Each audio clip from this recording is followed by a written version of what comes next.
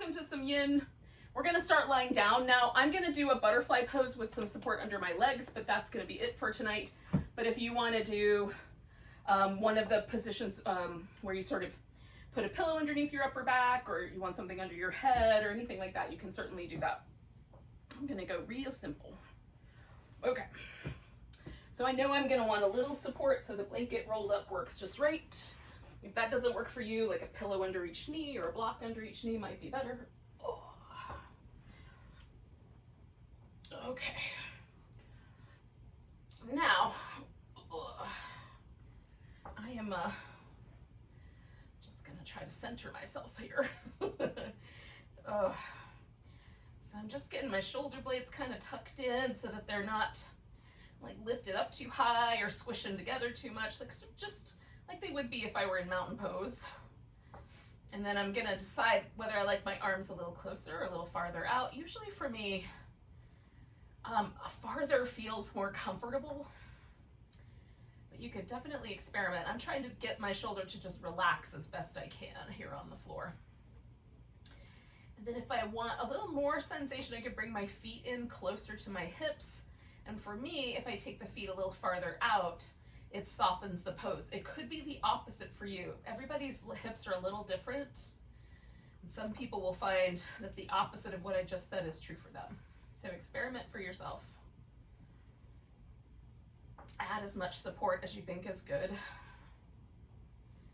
I want to just feel that inner thigh stretch.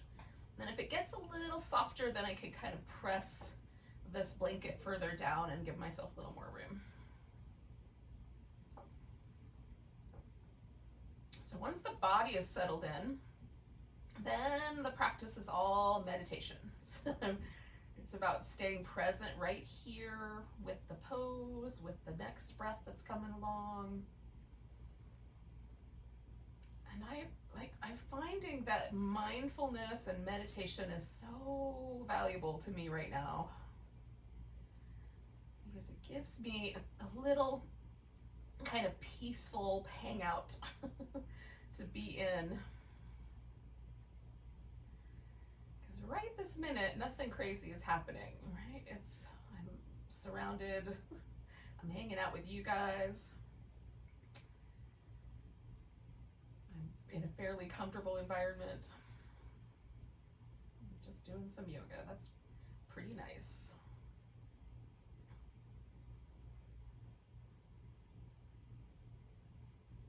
So we let ourselves really enjoy and get into the opportunity to be still and present, peaceful.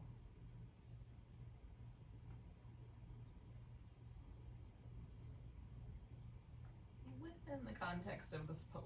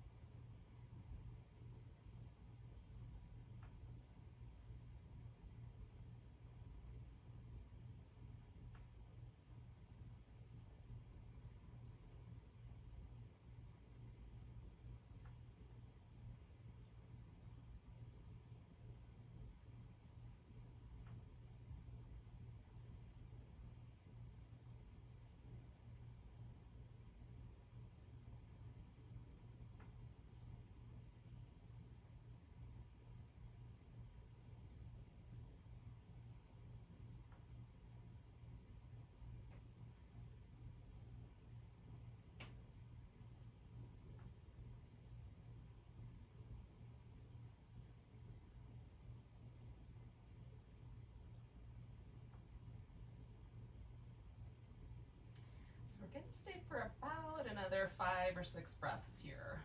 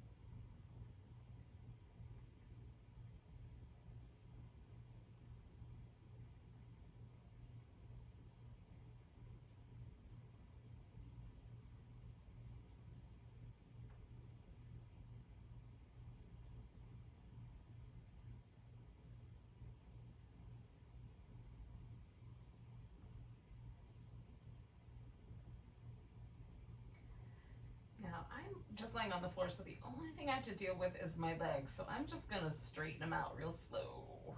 But if you have other things happening, you might do that first. And then maybe it would be appropriate to take out some pillows or whatever you might have under your back if you put anything there.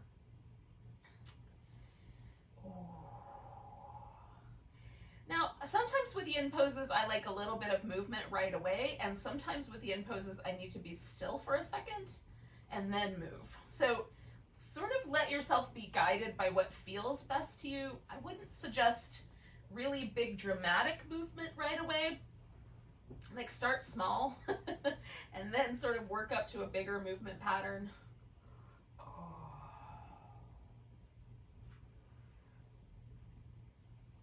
But a little bit of movement in between poses feels really nice.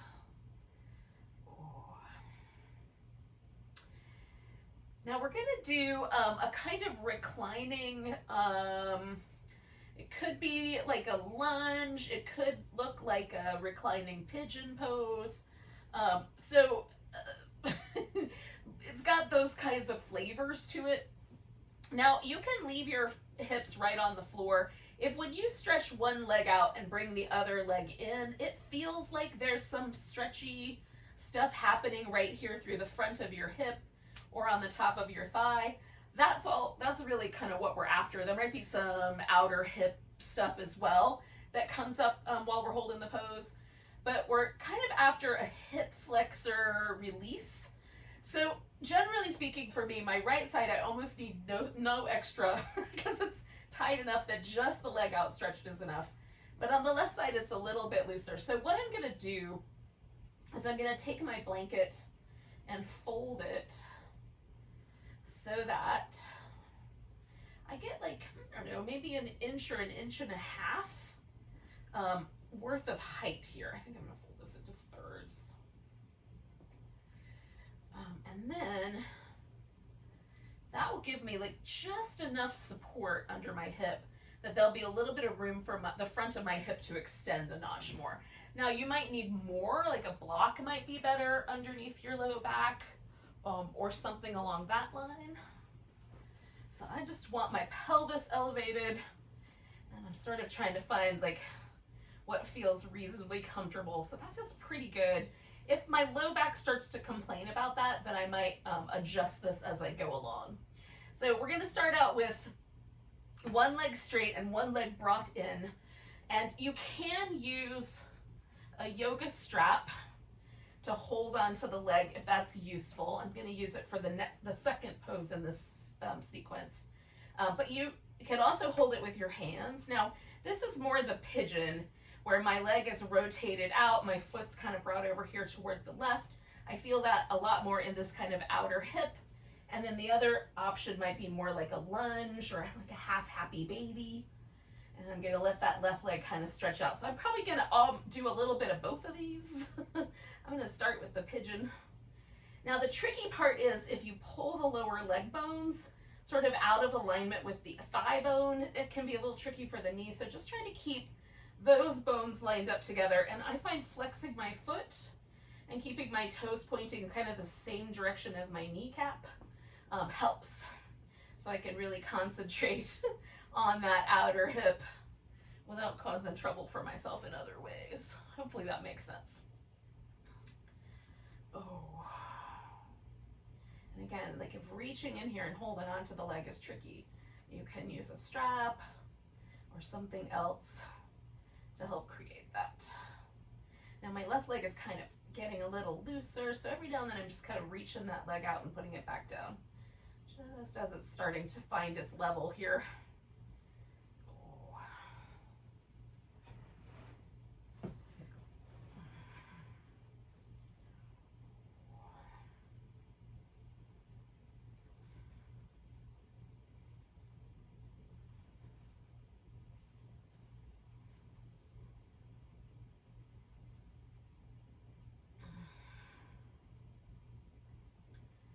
It helps just to leave your leg up here. You could even take this other leg and just support it if that would be better. You can certainly do it that way. So we're gonna stay for like 2 more minutes.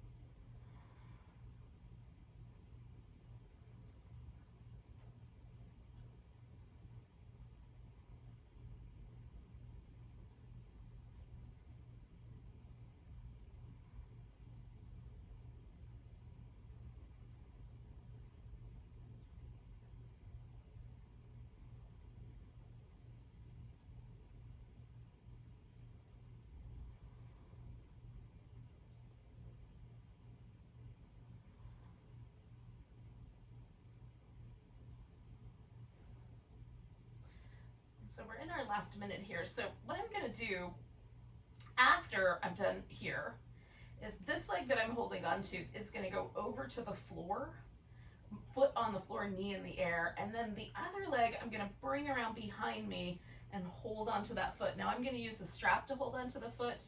So that's the cat pulls its tail pose. And so that's what we're gonna do next, but we're gonna take a couple more breaths here first.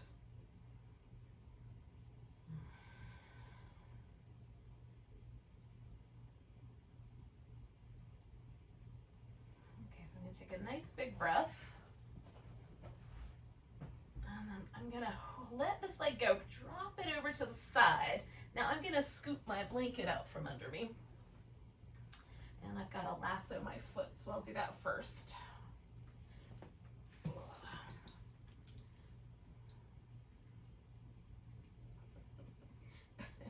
I got no loop. Come on. Okay. All right, so the leg I was holding, that guy goes over. I'm gonna reach down, try to find the foot on the side. And then you can stay kind of laying on your left side, or whatever side it is, or you can kind of roll the upper body back down. And again, if for whatever reason, like holding onto your foot is tricky, or you need to reposition your arm, the strap does help give you enough room. And you might find that you can do this pose without holding onto the foot, just by letting that left thigh kind of reach back and putting that right foot down in front of it to help hold it there. So again, we'll stay for about 3 minutes here.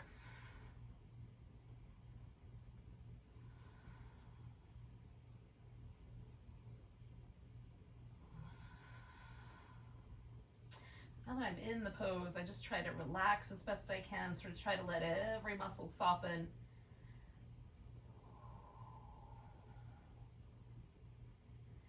Sometimes for me, especially if I'm in the spicy area, my hip flexor, the top of my thigh, the quadriceps, tends to be a tight place for me. So the tendency when I get to those muscles is for my body to want to like grip a little bit, tense up to kind of help, like it's helping. So I'm trying to convince my nervous system that all is well. We'll see how well I do.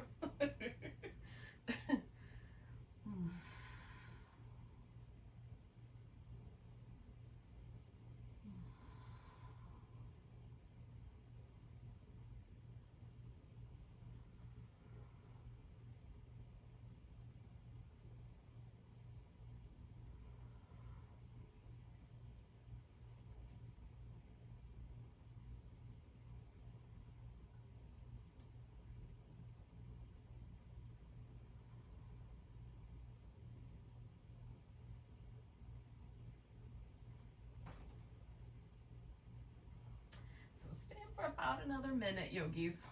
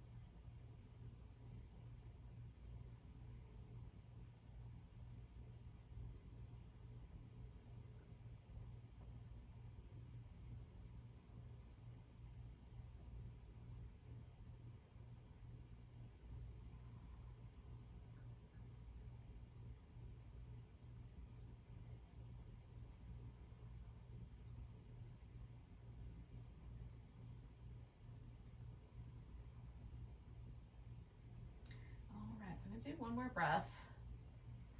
And then I'm gonna let go of my foot and straightening that leg out. Oh, tangled. Then I'm gonna slip the strap off the foot. And if you didn't have a strap, that won't be necessary, clearly. And then I'm just gonna come back to the center. Now, there is a very different feeling for my left side compared to my right side. And the left side was the side I was working on the hip flexors and the front of the hip, kind of on both of those poses. And it feels a little smoother, a little longer on that side than it does on the other side. Oh, which is not unpleasant. Just notice if there's any shape for you. And then, if there's anything that feels sore or tender, also notice that, because we're gonna wanna be mindful of that and maybe switch up how you do the second side and see if it makes a difference. Okay, so I'm gonna put myself back into this kind of slightly elevated position, and I don't need much because this is my right side. So there's just a lot more, like I can feel the muscle tension right in that, kind of all the way from my low back to the front of my hip. There's just a little bit, I don't know if the muscle is slightly shorter, is a little bit tighter. It's hard to say. And more like asymmetry is normal, more normal than not for human bodies. So it is what it is. But I'm just gonna pause for a moment there, and then in a second when I'm ready, I'm gonna bring this leg up toward me. I'm just letting this side relax a little bit before I get there. And that may not be necessary for you, so whenever it's ready for you to bring your leg in, go for it. Ooh, okay. And again, I might choose this kind of pigeon slash swan pose kind of shape, or I might go more for the lunge on this side, just depending on how it feels. I might switch it up. I got really into the pigeon last time, so we'll see. It felt really good.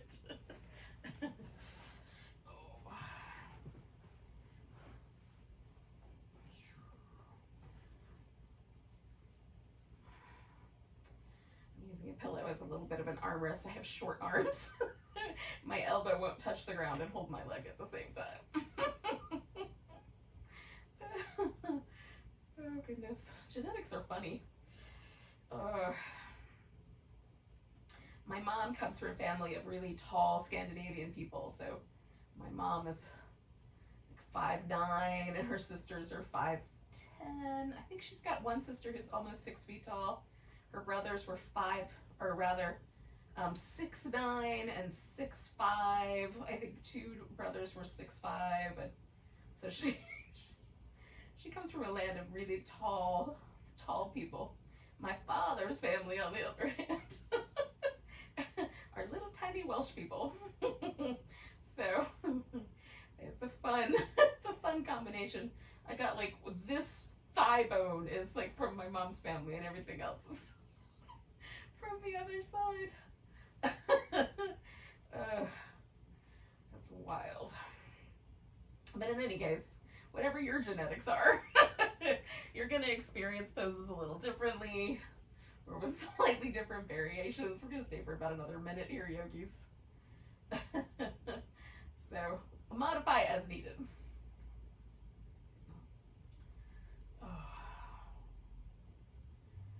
again, like for me, this right side is kind of finally starting to unwind a little bit, and it takes a couple minutes for me to sort of feel that release. Now this side is kind of more organized right here in my external hip rotator area, kind of off to the side and under the glute glute major. And so this is a little bit, it's not a sensitive an area for me, but it might be the place that all of the pose is happening for you. All right, so we'll take 2 more breaths. And again, this is going to kind of transform itself into that cat pulls its tail. So however you got there last time. So I'm taking this leg, that was the one I was holding, I'm dropping that, whoops, hold on, I gotta put this behind me. Dropping that over the top. And then, just making some arrangements. I'm pulling my right thigh backwards. Now, for me, keeping the foot a little bit farther away from my hip is better. That's why the strap works better for me.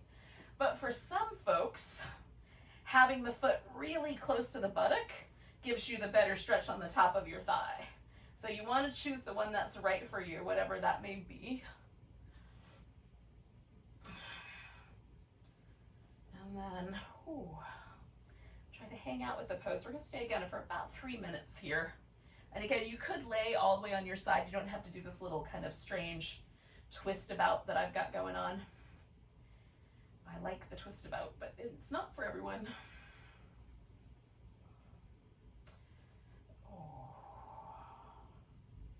And again, so because this is an area where I tend to feel the pose quite a bit more, I'm just going to the point where I feel it, and I'm actively letting my body relax. The active part of that is taking nice, deep, smooth breaths, mentally relaxing, consciously relaxing my muscles.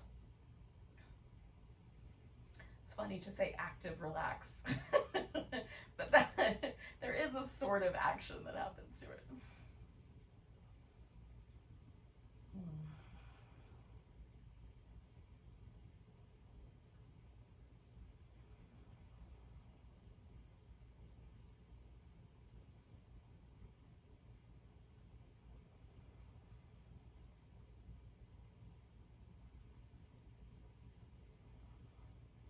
So as things loosen up and there's less sensation, I might bring my thigh a little bit more behind me,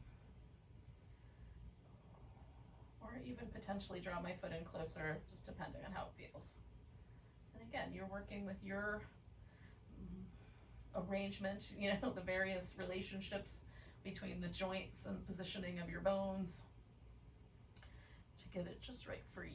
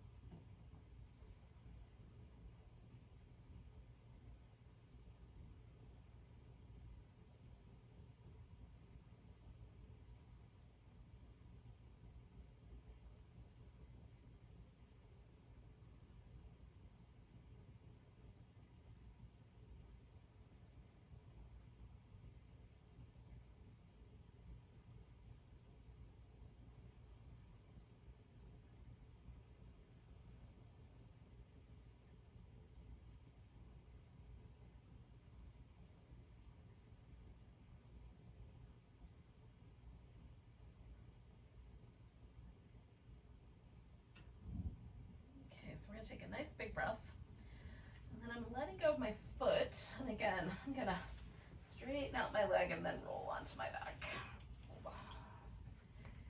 And now, this is sort of a transition. So we're going to come to a seated position eventually.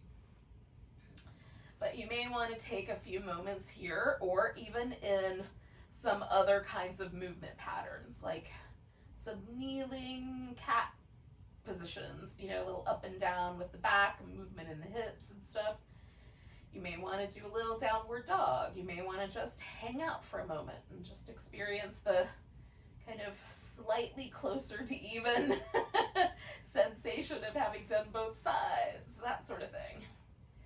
Oh.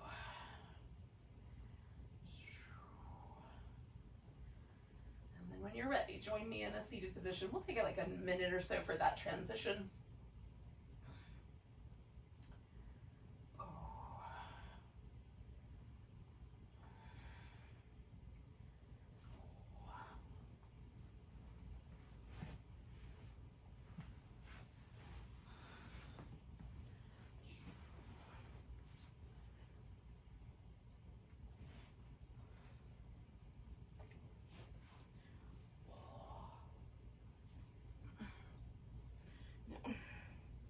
When you arrive in your seated position, I'm not rushing you, I'm just giving you the next little bit in case you're waiting for me, which you might be. When you arrive, we're going to take a wide angle. So we're just going to start with the V. I've got a pillow and a couple of yoga blocks. You might have like a stack of pillows. Some of us, when the legs go wide, and we're going to bend one knee, so it might not be a problem once we do that, but if it is a problem, it kind of makes your hips feel like they need to fall backwards. That's actually the shape of the joints and the way the bones push against each other. So there's a couple of strategies. One strategy is to have the knees more bent, and you can even put like a little pillow underneath each knee for that to kind of have some support. I do a little rolled up blanket, so there's just a little less intensity, and it also protects the back of my knee. The other possibility is to sit up on a elevated surface. So you could sit up on a pillow or on a folded blanket so that your hips are higher a little bit by an inch or two. And that may let the bones kind of hang out with each other in a way that doesn't cause you to feel like you have to fall backwards. So we start out with the V, and I want to kind of keep this relationship in my thigh bones. I'm going to bend my lower leg. So again, because of the relationship of the bones and the way my knee, you know, my calf muscle is now touching my thigh right here. So that's not going much closer together. So my heel's not going to come all the way in, but yours might. But it doesn't have to, right? So we just want to keep the V in the thigh bones, and one leg is bent and one leg is straight. And so there's a couple of different, we're going to do two different poses. So there's a couple different possibilities for the first version. The first version, you could fold over the bent knee, and that for me has some kind of lower back kind of quality to it. It wraps around the outside of my glute. So there's kind of an interesting collection there. You could also go down the center, and going down the center for me is more inner thigh oriented. So I get more stretch in that inner thigh. So you could experiment and see what you like better. I'm going to go down the middle for the first one, but it could go either way. You know, you could do whatever you like. I like both poses. I'm just going to choose one. And there, you know, whatever choice you make, it's fine. There are consequences to choices. I mean, there's a result, but they could both be pleasant.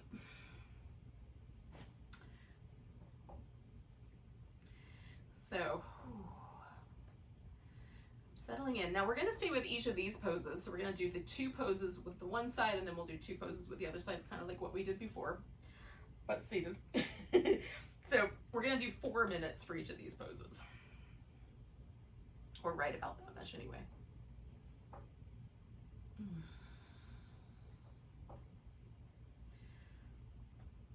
Now I'll try to give you a kind of, we've got 1 more minute to go, little mile post. And if you feel like you've had enough of the pose, you can certainly stop doing the pose at that point and give yourself a little bit of movement.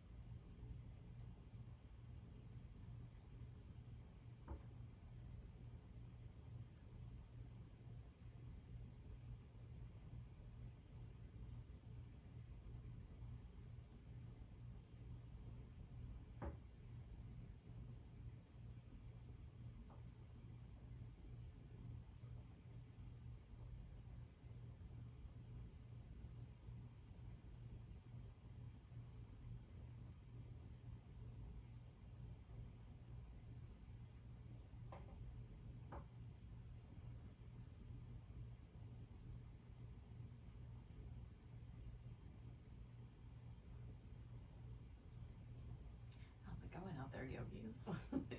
So we're inside that last minute now.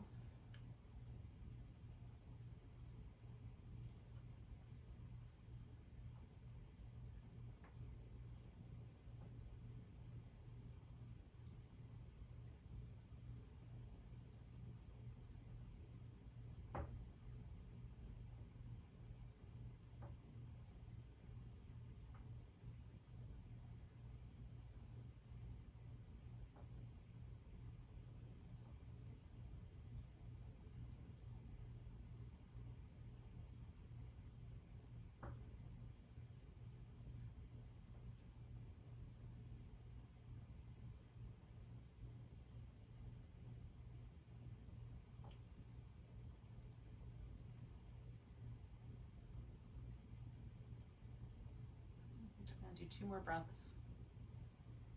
And this next one's coming all the way out. So we're just going to pause for a moment. Now, the 2 options for the second pose with this shape, we're going over the straight leg. So one option would be to fold more directly over that so your chest kind of comes towards the middle. The second option would be to side bend over that. Both are going to give you a stronger stretch on one part of your low back, but it will hit the side of your torso a little differently. I'm going for this more direct side bend. Again, you can do whichever version you like. Now for me, the tedious part of this is right here on the muscles around the sides of my neck. So I use my spare hand just to give my head a place to rest so that I feel this little stretch on the side of my neck, but not too intensely. You can certainly put your arm over your head. That gets a little tedious for 4 minutes. So I either like to put mine behind my back or just let it rest. I'm going to do a little bit of both of those. So we'll let ourselves kind of settle into this shape.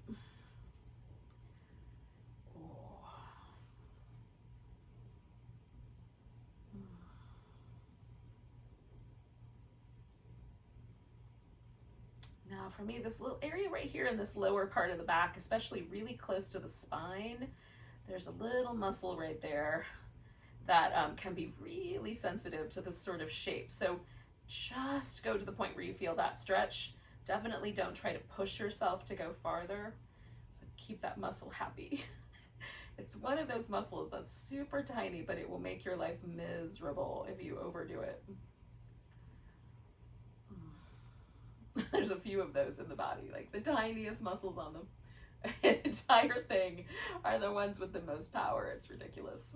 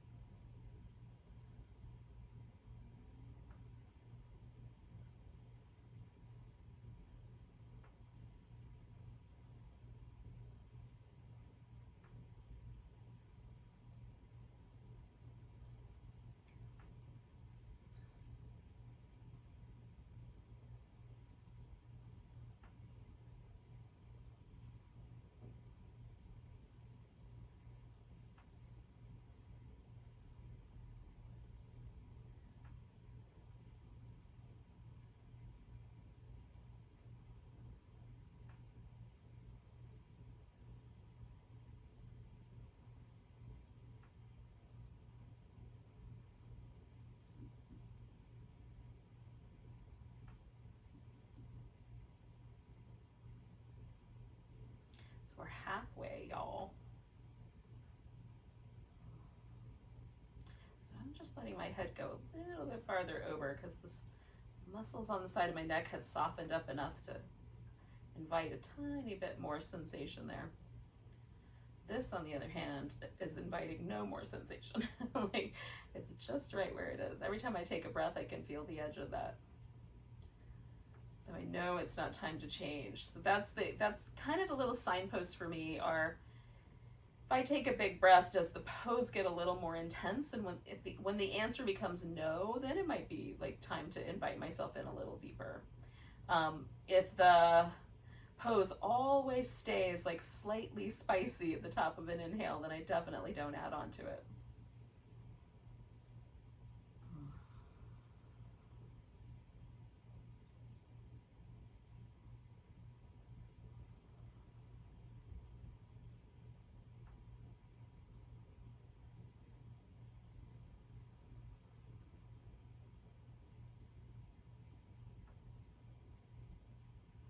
This is our last minute.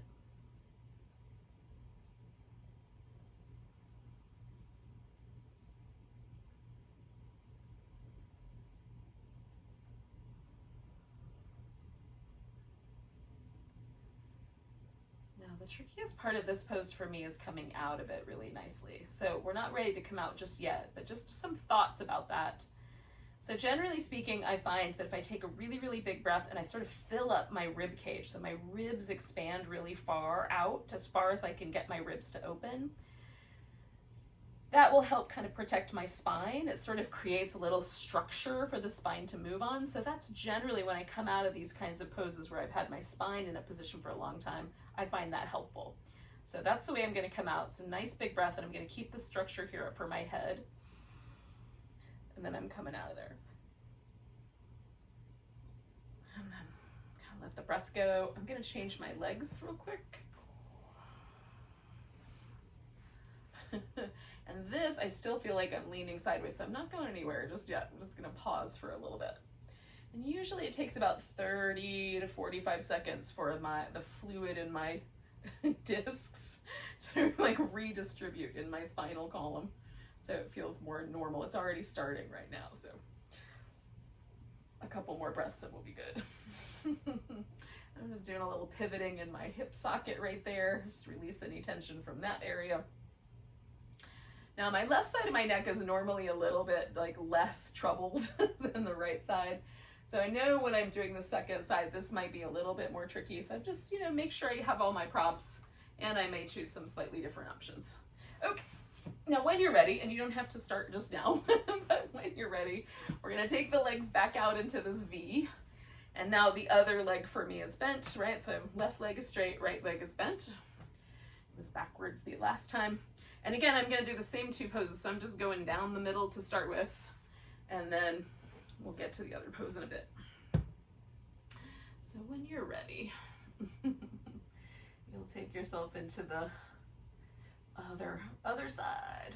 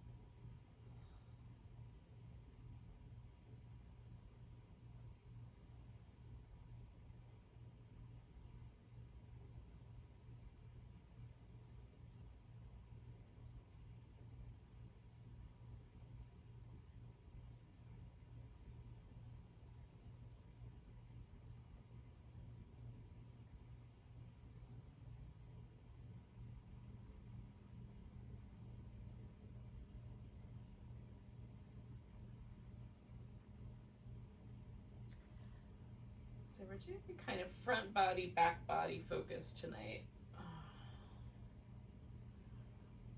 So kind of both sides of our body. So the hip flexors, quadriceps, probably got a little bit of abdominal muscles in there as well, and then we kind of get a little bit more of that with the side. And then this pose is, while there's this inner thigh thing for me, it's also like the sequence of poses is a lot of work about the spine or around the spine. And so the acupuncture meridians for the bladder run from like through the soles of the feet, up the backs of the legs, through the glutes, up the sides of the spine. So like there's a channel on either side of the spine. They go all the way up around the top of the skull and end like in the inner corners of the eye, if I remember correctly. So it's one of the longest acupuncture meridians in the body. Now, are we stimulating that acupuncture meridian? It's hard to know.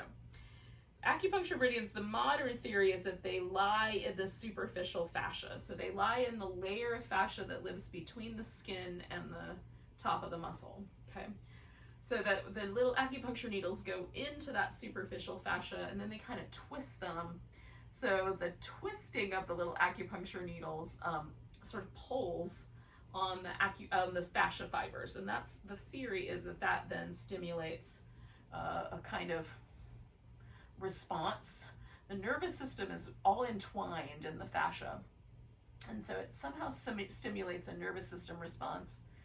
Now, you can think what you want about acupuncture. My personal experience with it is that it's incredibly powerful and darn accurate. So this is much more blunt. We're getting all that same tissue, but we're certainly not stimulating specific points or anything along that line. But one of the things that's interesting to me about all of the acupuncture meridians is, in addition to having sort of a physical thing that they're attached to, the bladder, the liver, the kidneys, whatever that might be, they also have like emotional correspondences. So for the bladder, the correspondence is fear or confidence, right? So when it's balanced, we have a sense of sort of confidence in the world, that we can hold our own, that we have a place on the planet. And then the other side of that is fear. It's just, you know, for whatever reason, when we experience that kind of feeling, that deep insecurity that is fear. So I'm just kind of playing with that notion.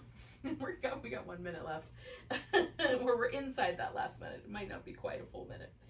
But in any case, kind of playing with that acupuncture meridian for me is interesting, right? It's like, does it help me feel a little bit more sure of myself when I'm feeling kind of low in confidence?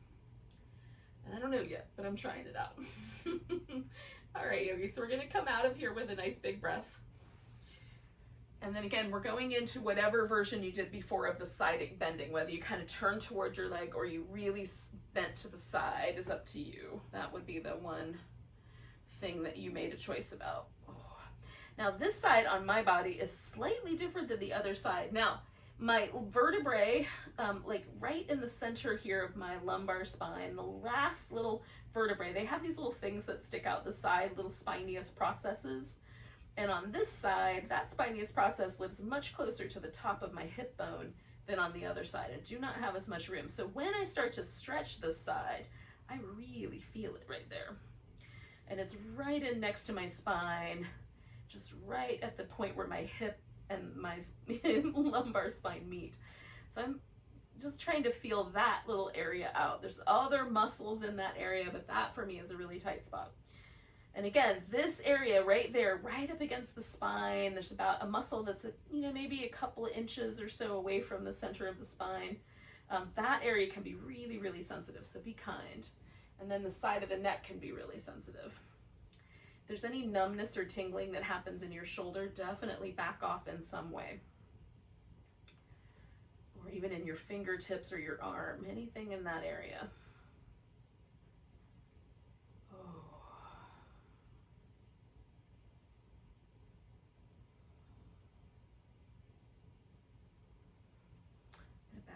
Just a little bit, because I can feel that super spicy when I take a deep breath.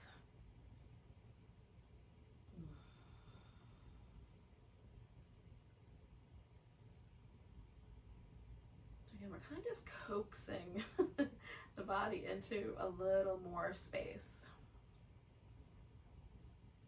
Coaxing the tissue to hydrate and move a little more smoothly around. We can't do that abruptly or aggressively.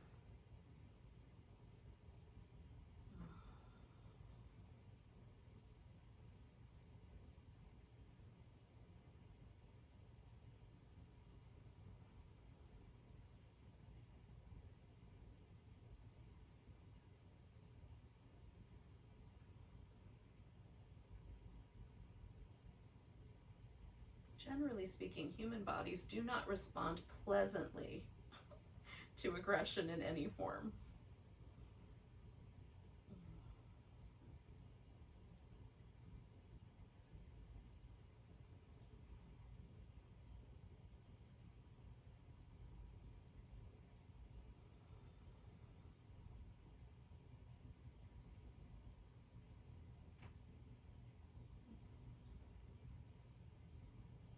Now I'm noticing a little bit of tightness in a specific muscle that kind of connects the back of my skull here to my shoulder blade.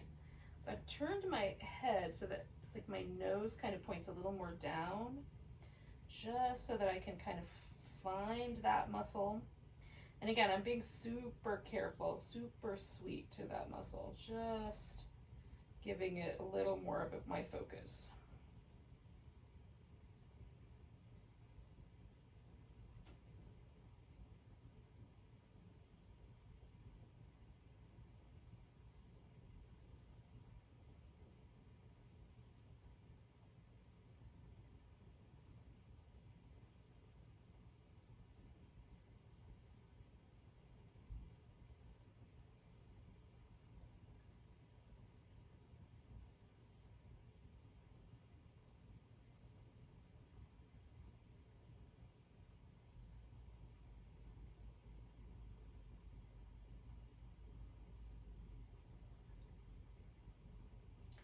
Inside of our last minute here, friends.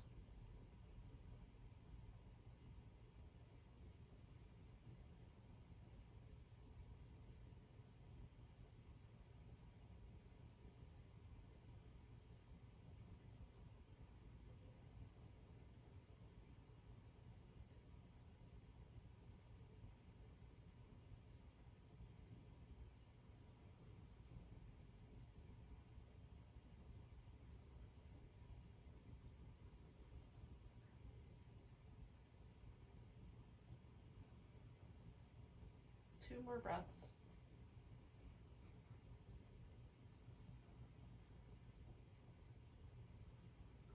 All right, so again, I'm going to fill up my ribs, kind of poof them out. Come out of there slow. And then wait for a moment.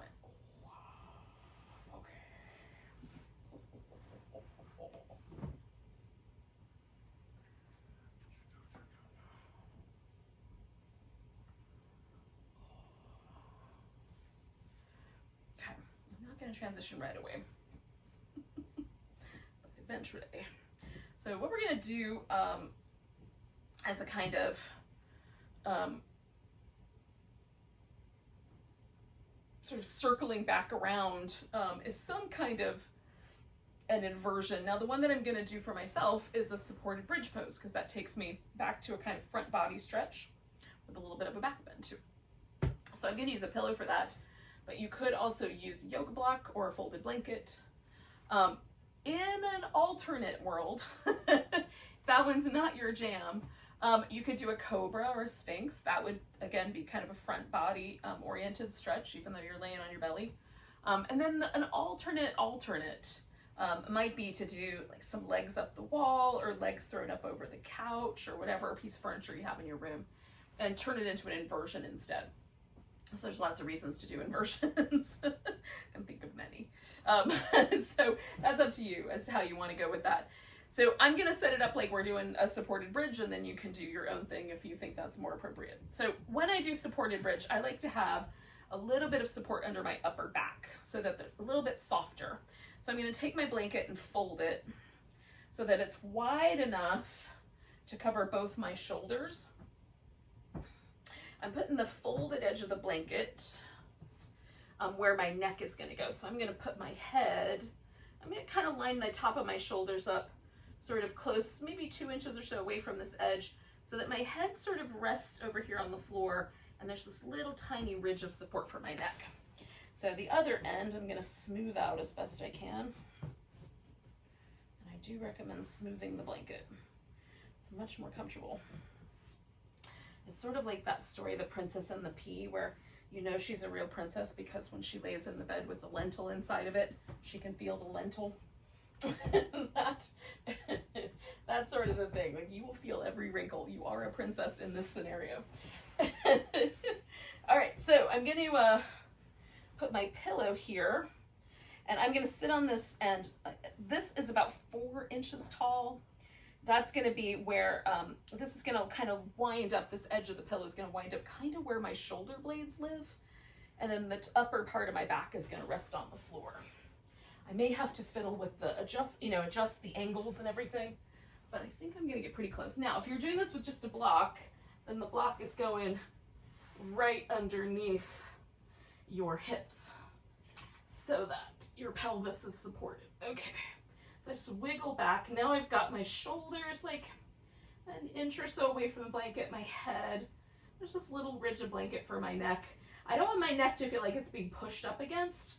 Just that tiny little ridge of blanket is enough support, and my shoulders have a little bit of softness. Now, I can hold the bridge like this, where I've got my feet resting on the floor, or I can do the bridge like this, where I've got both legs out straight, and this for me is, ooh, it's a big hip flexor stretch, because again, that's a tight spot for me. Sometimes it's so intense that it feels too compressive in my low back, and so then I'll do this version, which is what I'm gonna do, which is one foot on the floor and one leg straight. I'll do that for 2 minutes and then switch. So we're gonna stay with this guy for about 4 minutes-ish. So whatever pose you chose is how we're gonna roll here.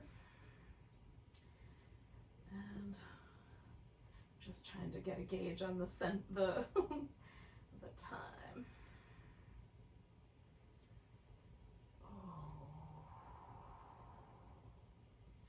So again, I'm trying to relax all of this, this area where there's a little bit of a tug, but then also all around it, sort of relax my jaw, relax my face, relax my shoulders.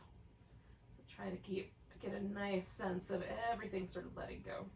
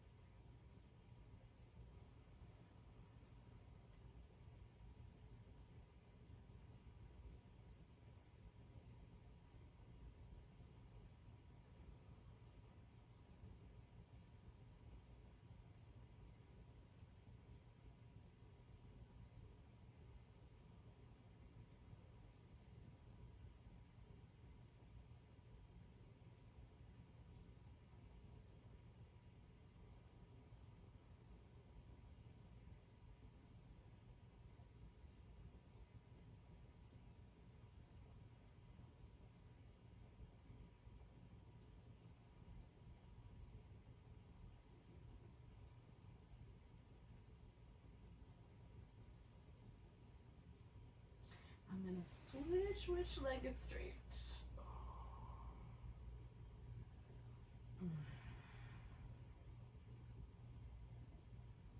And we're halfway through here, y'all.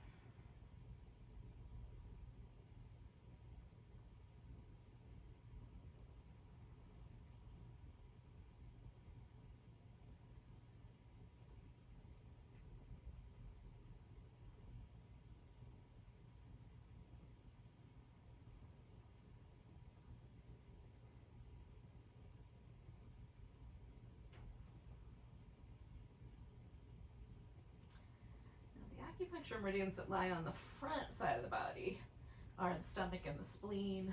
They come up the top of the thigh, through the quadricep, up through the top front of the hip. They kind of disappear and then reappear a little closer to the chest, up and around. In some instances, like the stomach runs around the mouth, so they sort of reappear and have some face areas.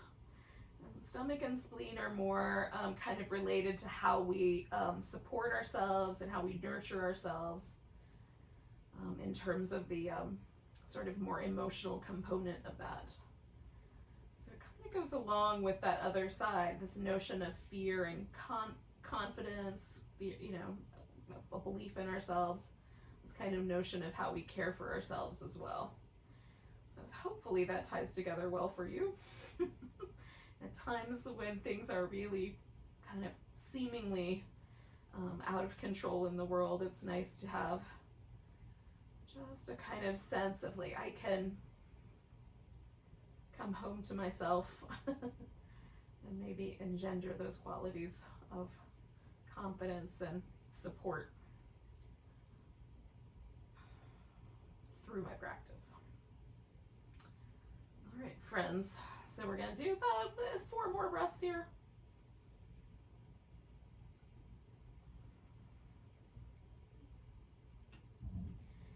Now, if you went for the inversion, I would suggest when you're ready, bending your knees and hanging out with bent knees for a little while and then rolling over. We're going to do a little reclining twist before we do Shavasana. So I'm going to get myself off of my pillow. And because this is a pillow and it's not very sharp on the edge, it feels comfortable for me to kind of roll to my side and slip that out. But if I had a block under there, I find it much better to lift my hips up and slide the block out because block edges are pokey. It's not very comfy to roll over one side. Oh, now this pillow is going to come in handy in a minute, so I'm keeping that nearby. And I'm not right away going into my twist and giving myself, like a minute or so, maybe not quite a full minute to transition. And that gives you guys time who are doing something other, some other pose, maybe gives you time to join me here. Oh, you might need a little child's pose or something if you were doing the Sphinx first. So we're gonna do a twist. Now you can do a kind of wrapped leg, sort of eagle pose like twist. This is in the yin world is called twisting vines. We sort of wrap the legs around each other like the way vines kind of wrap up a tree branch or a tree trunk. I don't know why I couldn't come up with the word trunk, but in any case. So you can keep the arms a little closer into the body. You can have the arm outstretched if you want a little more sensation across the chest. Or you can just do the twist with and have the arms tucked in tight. And if you have a preference and you want to leave the legs unwrapped or you want to do one leg straight and one leg bent, you can do that.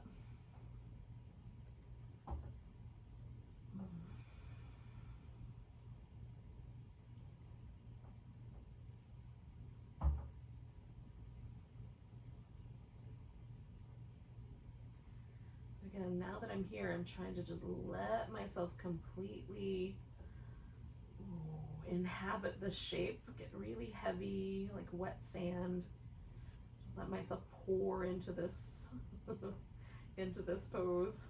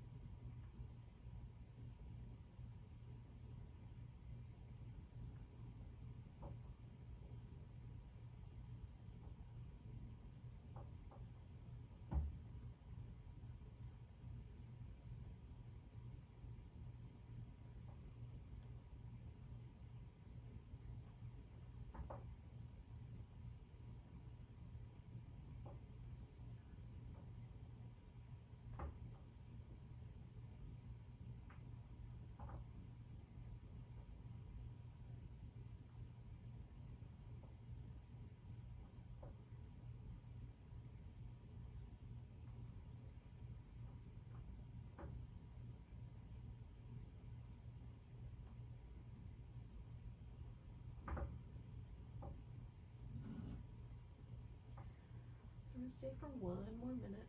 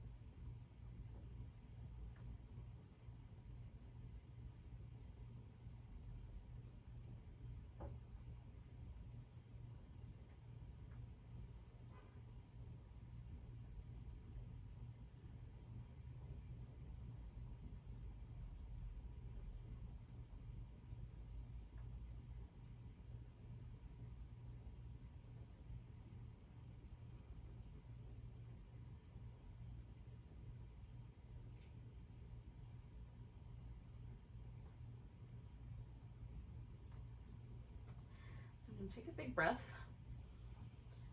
and kind of come back to the center, I'm gonna unwind the shape. Oh. Now, of course, eventually I'm gonna do this other side, but not right away. Let myself sort of stretch out a little bit. And again, just kind of give myself that couple of seconds for everything to sort of settle back into place. And as soon as it's sort of like right now, going that way feels much more like normal. Going this way feels really abnormal. So as soon as it sort of settles where like it's already almost there. It's pretty close to even now. So then I know it's the right time to head into my second side. Doesn't take long.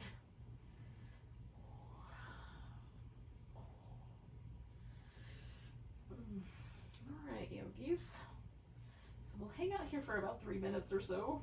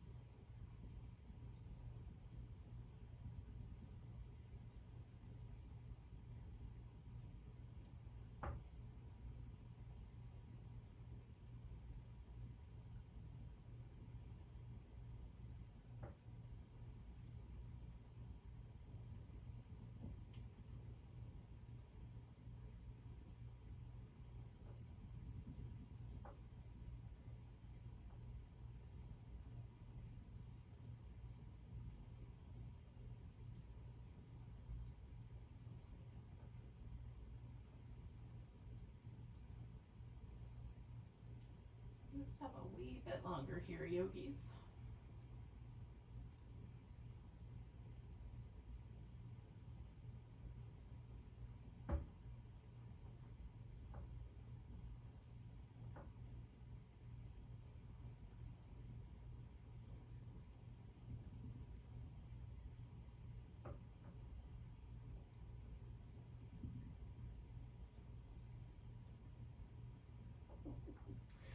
Coming back to the middle with my next breath.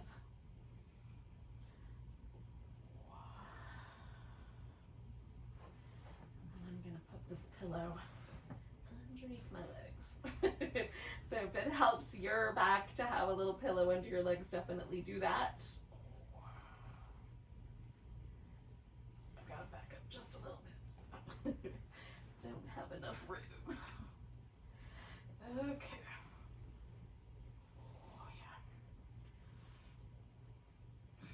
Now, you could also do like a meditation pose, seated meditation instead of lying down. Or if you didn't go for the legs over the chair earlier, you could do that now if you wanted. Or you can just stretch out.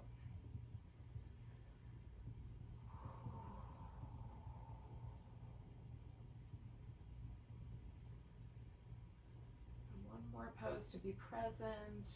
And this one with almost no tug on the body.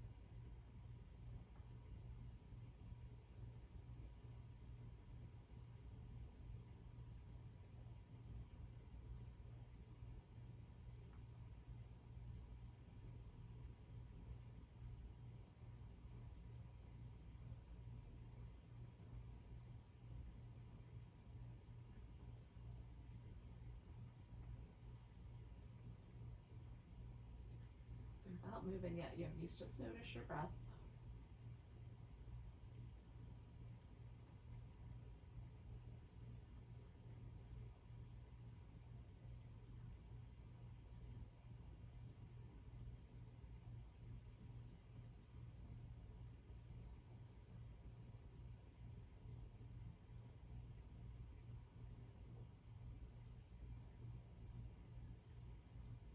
Take a nice big breath.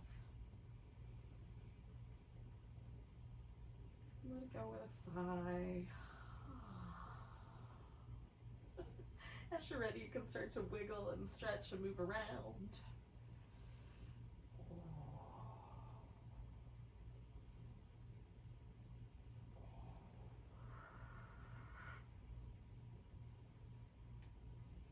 Oh. I've discovered while I edit these videos that I groan a lot more than I realized. Oh. So, with and without the groans, however it works for you. When you're ready, come to a seated position. Oh, goodness. We'll take a nice big breath together. Big inhale.